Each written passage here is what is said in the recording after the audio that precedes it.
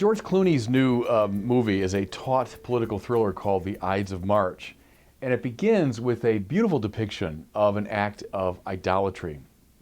At the prompting of his very energetic and gifted press aide, a young man named Stephen Myers, played by Ryan Gosling, Governor Mike Morris, who's running for president, and Morris is played by Clooney himself, he's at a debate, and he's asked about his religion. And here's what he says, again, prompted by his young aide. He says, well, I was born and raised a Catholic, but I'm not a practicing Catholic.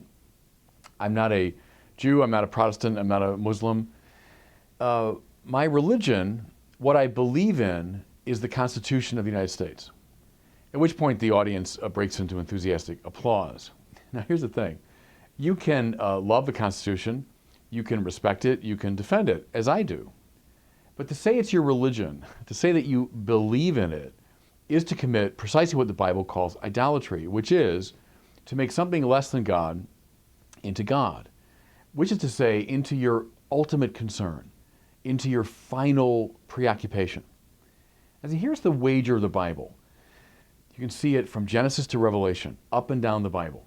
The wager is that when you worship correctly, when you honor the true God, that all of the other desires and aspirations of your life tend to fall into harmony around that central desire. You become properly integrated. Then see, concomitantly, when you do not worship the true God, when you put anything other than God in that central position, then all those secondary desires become a jumble. They become a warfare at odds with each other. And then see, press it even further. It has implications at the societal and cultural level too. When a society worships correctly, then it falls into right order and harmony. And when a society goes off the rails, it doesn't honor the true God, the society falls apart and it tumbles into violence. Now see, I think The Ides of March is a beautiful depiction of this process because it commences with the act of idolatry, and then you see, by a kind of relentless spiritual logic, how all the dysfunction flows precisely from that point. The movie really is about all the people that cluster around Mike Morris, this man who's running for president, believing in the Constitution. So they're all tainted by his idolatry. They're all affected by it. You know, his political success becomes their ultimate concern. And what strikes you is how desperately unhappy everybody is in this movie. Hardly anybody smiles. Hardly anyone finds joy in what they're doing. We also see in their relations to each other, they are nothing but cold, desperate, manipulative, calculating. It's what happens when something other than God is worshipped, the moral center is lost, and then the disintegration of persons and collectivities happens almost inevitably. I'll just say a couple things about the somewhat complicated plot. I don't want to give away too much of the movie, but one element deals with this fellow named Tom Duffy, who's played by the wonderful character actor Paul Giamatti. Duffy is the rival campaign manager, and he calls to this young guy, this Stephen, and he wants to lure him over to his camp, come over to our side. So Stephen is kind of flattered by this, and he goes over and talks to him. At which point he has been successfully outmaneuvered. Why? Because the older man really has no interest in hiring him. He just wants to remove this gifted opponent. The minute the meeting's over, the older man goes right to the press, leaks the information, the story comes out, and so Stephen's fired for disloyalty.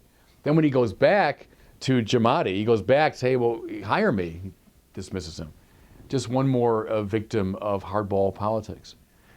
While that's going on, Stephen's involved with a young woman, a 20-year-old intern, who is a go-getter, and she wants to get ahead both sexually and professionally.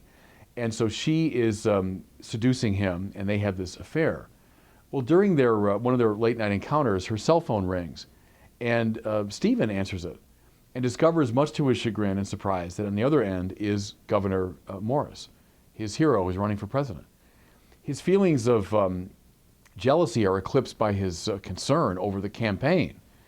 The concern turns to panic when he discovers, the young girl tells him that she's actually pregnant with the governor's child.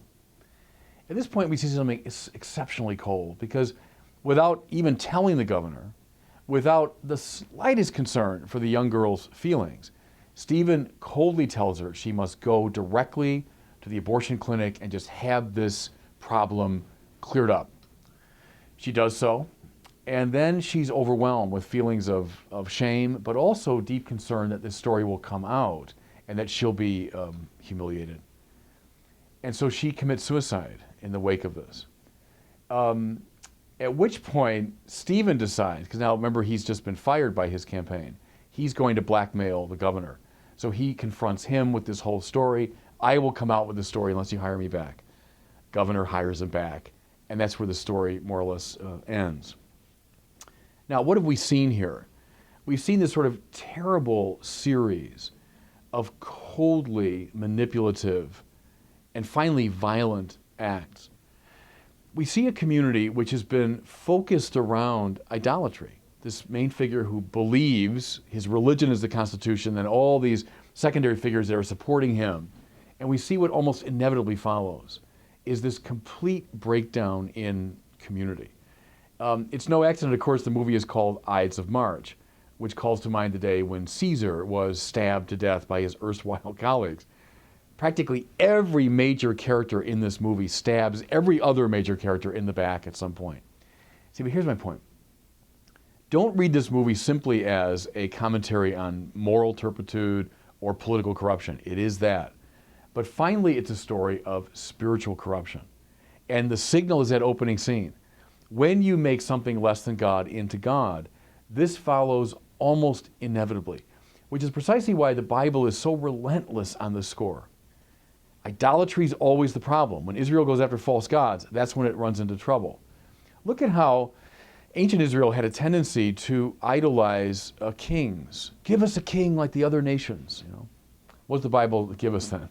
It gives us story after story of corrupt kings. Even David, even Solomon. Then a whole line of hopelessly corrupt kings. What's the point? Don't worship these people. These people play a role, and they're sanctioned by God to some degree, but they are not God. Look in the New Testament. Still, I think, passages that strike us as a little bit shocking when Jesus says, unless you love me more than your mother and father, more than your very life, you're not worthy of me. He's speaking in a very family-centric society. Family meant everything. Think of the man who comes to him and, Lord, I'll follow you, but first let me bury my father. Well, talk about a reasonable request. Let the dead bury their dead. Is he against families? No, but he's against the idolatry of the family. He's against making your family your absolutely central concern. It must always be God. When the opposite takes place, when something other than God is put in that central position, corruption will follow as night follows the day. It seems to me that the Ides of March, this new movie, tells that biblical story with extraordinary clarity and power.